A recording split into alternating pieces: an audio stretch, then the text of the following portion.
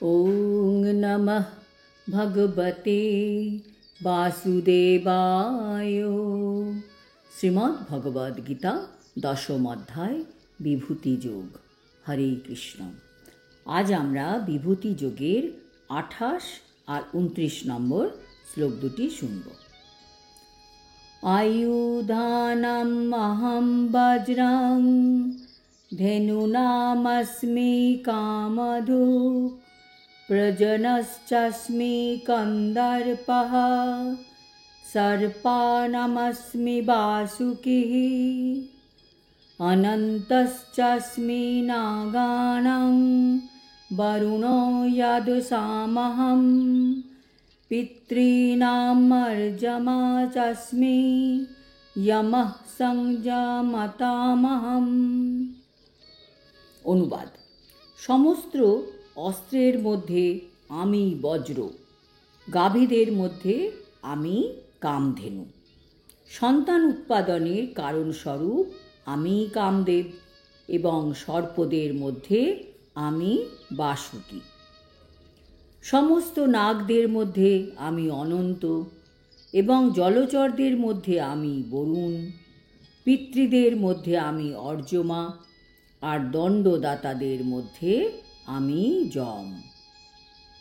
তাৎপর্য: বজ্র, কামধেনু, কামদেব, বাসুকি, অনন্তনাগ, বরুণদেব, অর্যমা, যমরাজ এরা প্রত্যেকেই নিজের নিজের ক্ষেত্রে শ্রেষ্ঠ।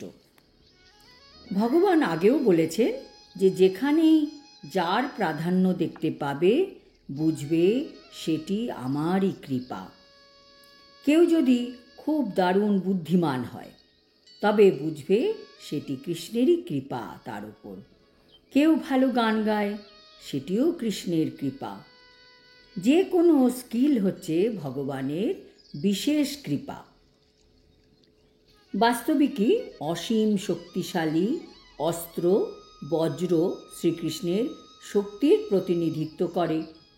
চিন্ময় জগতে কৃষ্ণলোকে গাভীদের যে কোনো সময় দহন করলেই ইচ্ছামতো যে কোনো পরিমাণ দুধ পাওয়া যায়। জড়জগতে অবশ্য এই ধরনের গাভী দেখা যায় না, কিন্তু কৃষ্ণলোকে তাদের উপস্থিতির বর্ণনা পাওয়া যায়। শ্রীকৃষ্ণের এই প্রকার বহু গাভী রয়েছে এবং তাদের বলা হয় সুরভি গাভী। বর্ণিত আছে যে সুরভি গোচারণে ভগবান স্বয়ং নিয়োজিত থাকেন। আর কন্দর্প হচ্ছেন কামদেব, যার প্রভাবে সুসন্তান উৎপন্ন হয়। তাই কন্দর্প শ্রীকৃষ্ণের প্রতিনিধি।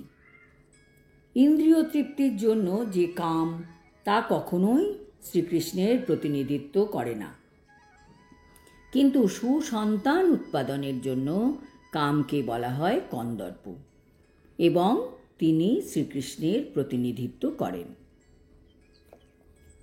বহু ফণাধারী নাগেদের মধ্যে অনন্ত নাগ শ্রেষ্ঠ এবং তেমনি সমস্ত জলচরদের মধ্যে বরুণ শ্রেষ্ঠ।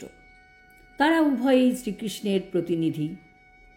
পিতৃ বা পূর্বপুরুষদেরও একটি গ্রহলোক আছে এবং সেই গ্রহের অধিষ্ঠাতা দেবতা হচ্ছেন অর্যমা, যিনি শ্রীকৃষ্ণের প্রতিনিধি।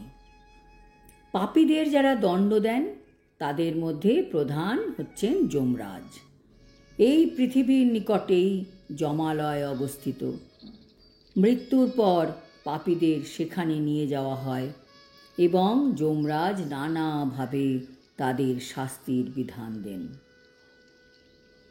আজ এই পর্যন্ত। আগামী শ্লোকেও আমরা ভগবানের আরও বিভূতি সম্বন্ধে জানতে পারব। হরি ওম তৎসৎ। হরে কৃষ্ণ।